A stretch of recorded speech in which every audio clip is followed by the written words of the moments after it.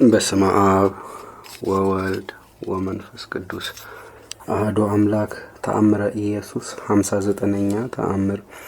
ስለ ጌታ ስም ስደትና ሞት እንደሚጠብቃቸው ጌታ ለደቀ መዛሙርቱ እንደነገራቸው ይቅርታው ቸርነቱ ለዘላለሙ በእውነት ለሁላችን ይደረግልንና ጌታችን አምላካችን መድኃኒታችን ኢየሱስ ክርስቶስ ያደረገው ተአምር ይህ ነው።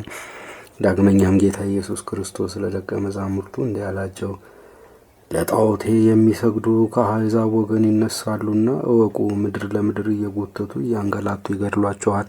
ስምዖን ሆይ እወቅ፣ እኔ ከአዳም በለበስኩት ሥጋ የምሞተውን ሞት ትሞታለህና እኔም እንደምሰቀል አንተም በታላቋ ሀገር በሮም በእንጨት ላይ ትሰቀላለህና ሁላችሁም ከሀገር ወደ ሀገር ትሰደዳላችሁ። ዳግም እስክመጣ ድረስ የታገሰ ግን ከመከራው ሁሉ እርሱ ይድናል፣ ሞትም አያገኘውም። መኖሪያውን በተድላ መንግሥተ ሰማያት ይሆናል። አንተ ወዳጄ ዮሐንስም በአገር ላይ ለአንበሳ ትጣላለህ፣ ነገር ግን ዳግም እስክመጣ ድረስ ሞትን አትቀምስም። ከዚያ በኋላ ግን ከዚህ ዓለም ወደ ተዘጋጀላችሁ ሰማያዊ መንግሥቴ ትወሰዳለህ።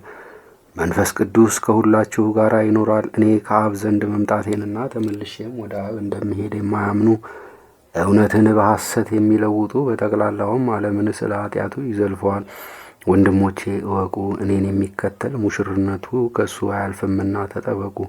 ከእኔ ፈቀቅ አትበሉ። እወቁ፣ እኔ ከእናንተ ተለይቼ ወደ ሰማይ ከፍ ከፍ ካልኩ በኋላ አሕዛብ ይመጣሉና ለጣዖትም ይሰግዳሉ፣ ለሰይጣንም በግልጽ መሥዋዕትን ያቀርባሉ።